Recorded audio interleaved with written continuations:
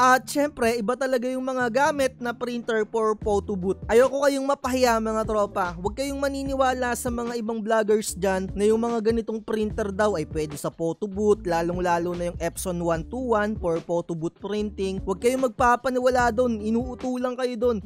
Maraming ang nagtatanong sa akin na kapag daw ba nag-convert sila into pigment ink ay pwede pa daw ba silang mag-print ng mga photos. Dahil nga baka ang akala nila ang pwede na lang i-print for sticker. Mga tropa, meron akong ipapakita sa inyo dito na pinrint ko sa isang photo paper, RC Satin, Kuyi RC Satin na brand, at yung iba ay Sayasen na brand ko siya pinrint gamit ang pigment ink using my Epson 805 na printer. Syempre kahit papano ipapakita ko sa inyo kung ano yung kagandahan talaga at sana maipaliwanag ko ng maayos kung bakit na okay ang pigment ink din for photo printing. At without further ado, simulan na natin. Ito nga pala yung output ng printer ko na Epson 805 using Hansol pigment ink, at ang brand ng ginamit ko dito na media or yung photo paper na ginamit ko ay Kuyi RC Satin. At eto din yung isa sa mga pinrint ko mga tropa, nakikita nyo naman yung output. Ibig sabihin, pwede talagang mag-print kahit na pigment ink na yung printer mo ng mga photos. And eto naman yung dye ink. Tignan nyo yung pagkakaiba netong dalawang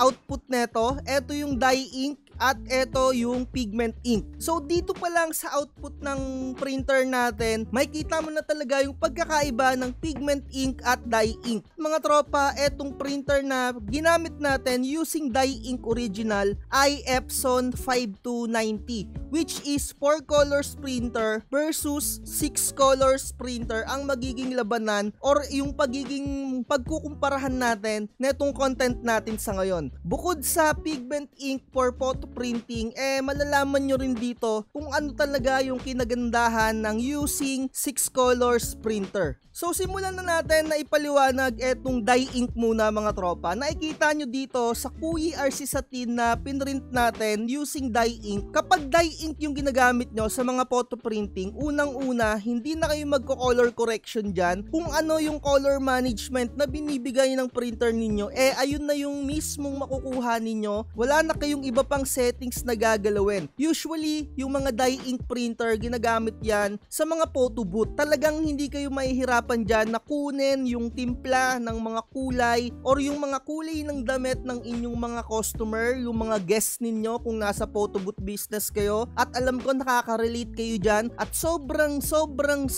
bihira mga tropa na merong photo booth printing business na pigment ink yung ginagamit nila. Yun nga lang mga tropa, kung medyo may pagkaarte yung mga mata mo, makikita mo dito using dye ink, medyo may kulang Kumbaga parang walang sparks, kumbaga walang parang boom or yung parang pagkabigla ba na makikita mo yung isang photo. Parang it looks normal lang sa mga mata mo, 'di ba? Using dye ink printer. And kung titignan mo naman etong sa pigment ink, talagang makikita mo na parang alam mo na nandun ka sa senaryo na yon, or parang pagtitignan mo yung photo, parang nasa harapan mo lang yung nasa picture na tinitignan mo. Ibig kong sabihin parang live mong tinitignan, parang actual mong tinitignan. Kumbaga buhay na buhay yung output, buhay na buhay yung kulay. Ayan talaga yung kinagandahan ng mga pigment ink. Kung ikukumpara talaga sa dye ink, okay na okay talaga tong pigment ink kung ipiprint nyo sa mga photo printing. Pero syempre, meron kasi talagang downside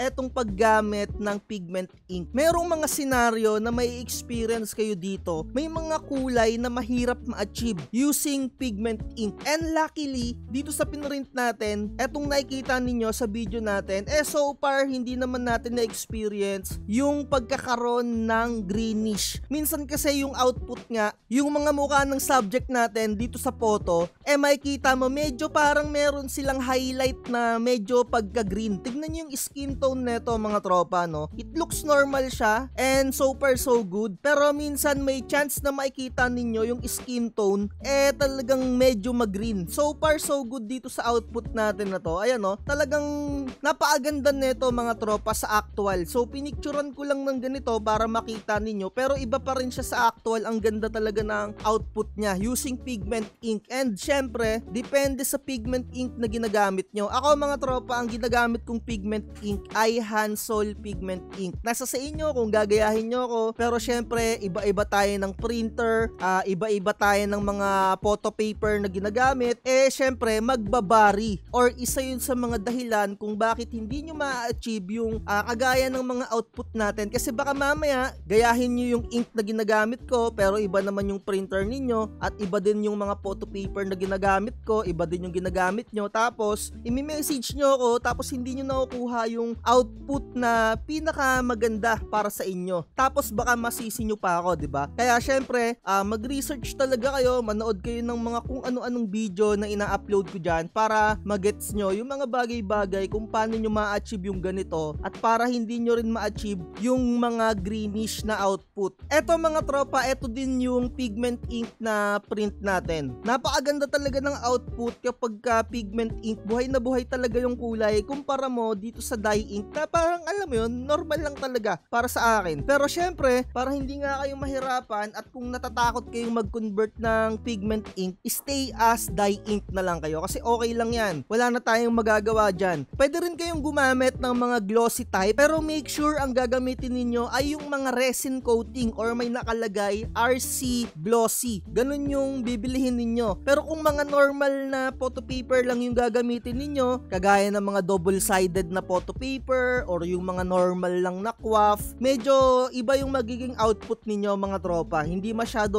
ganun kagandahan. Kasi nakadepende yung kagandahan ng output ninyo sa brand ng gagamitin ninyo or sa coating nung pinaka photo paper. The more na mas maganda yung coating ng photo paper, the more na mas maganda yung pinaka output niya. Pero syempre kung ayun nga, nabanggit ko kanina, kung natatakot kayong mag-convert into pigment ink, stay as dye ink lang kayo kasi meron pa rin naman siyang mga pros kahit papano tungkol nga dun sa color management. Eto yung color management niya as is, it looks normal. Wala nang etchi-burechi pa, basta print mo lang yung output dun sa photo paper mo. Ayan, hindi ka naman problema sa mga kulay-kulay. Eto, gamit nga natin Epson 5290. So, sana nagkaroon kayo ng idea sa mga possible na magiging output kung pigment ink. Yun lang naman talaga yung gusto kong ipaliwanag sa inyo, na yung using pigment ink, talagang buhay na buhay talaga yung kulay niya. Medyo madilim lang yung pagkaka-picture ko dito sa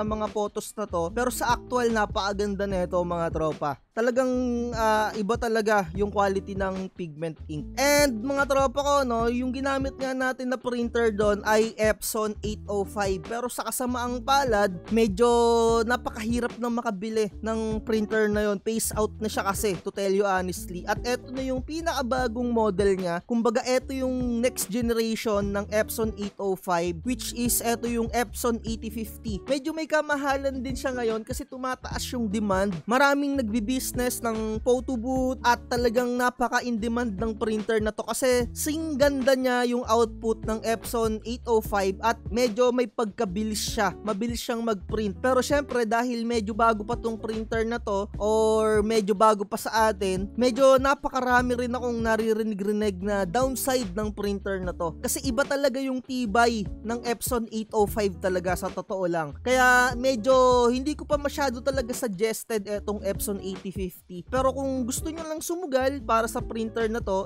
nasa sa inyo. Pero kung gusto nyo munang mag-try, siguro subukan nyo maghanap ng mga second hand na printer na Epson 805, tapos ayun yung gamitin ninyo. Kung into printing business kayo, siguro makakabili kayo ng Epson 805 na mga second hand, mga around 8,000 siguro or mga 10,000. Mga ganyan yung presyuhan. Ito kasi medyo may pagkamahal kasi in demand siya. Makikita mo sa ibang online store or mga online platform, talagang nasa-sold out siya. At eto naman yung isa niyang version, yung medyo talagang napaka-quality din. Eto yung Epson 18050. Kumbaga eto yung mas mataas sa Epson 805. Pero eto, phase out na rin to. Sobrang mahal na niya mga tropa kasi iilan na lang yung stocks na meron na ito. Dati sa pagkakaalam ko, around 25,000 lang to mga tropa or 23,000 kasi yung printer ko dati na Epson 805 nasa around 15,000 lang siya nung nabili ko siya mga tropa. Talagang tumataas yung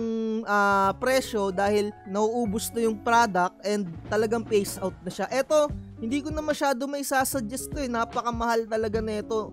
Kung into printing business ka lang ng mga stickers, hindi na, napakamahal nito. Pero kung studio type ka, yung tipong meron kang photo-photo talaga, yung meron kang studio, yung nagpapapicture sa'yo, pwedeng nakatoga, or kung anong mga tema, di ba? Okay na okay talaga to. At mga tropa ko, etong Epson 5290 so far so good din naman siya for photo printing. Nakita nyo naman yung output niya. Ito yung output niya mga tropa, Epson 5290. So far so good pang photo print. Pero mga tropa ko, wag nyo tong ipang photo booth kasi medyo bulky talaga siya.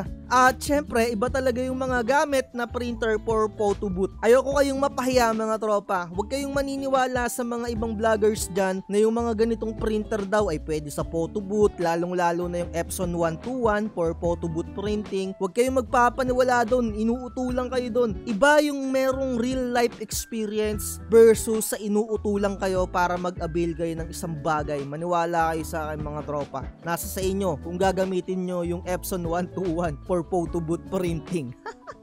And mga tropa ko, siguro dito na natin tapusin to. Quick recap lang naman natin to dahil sa mga ginawa nating content netong mga nakaraan. Gusto ko lang ipakita sa inyo yung output ng dye ink at pigment ink. Ayan dye ink at pigment ink. Kayo na yung bahalang humusga. At syempre, iba-iba tayo ng kakayahan tumingin sa mga bagay. Kumbaga, iba yung panglasa ng tao, iba yung panglasa mo, iba yung panglasa ko. So, ayun lang. Like, share, and subscribe. Sa mga gustong mag-avail ng mga templates natin, message nyo lang ako at kung gusto nyo rin ng Canva Pro. At laging tatandaan, huwag magpapauto. Bye-bye. Huwag kang magpapauto, mag-isip ka sa pilian. Sa laro ng buhay, dama ang tampuhan. Di lahat ng nagpa-hype, siguradong totoo. Sariling landas, hanapin mo sa mundo.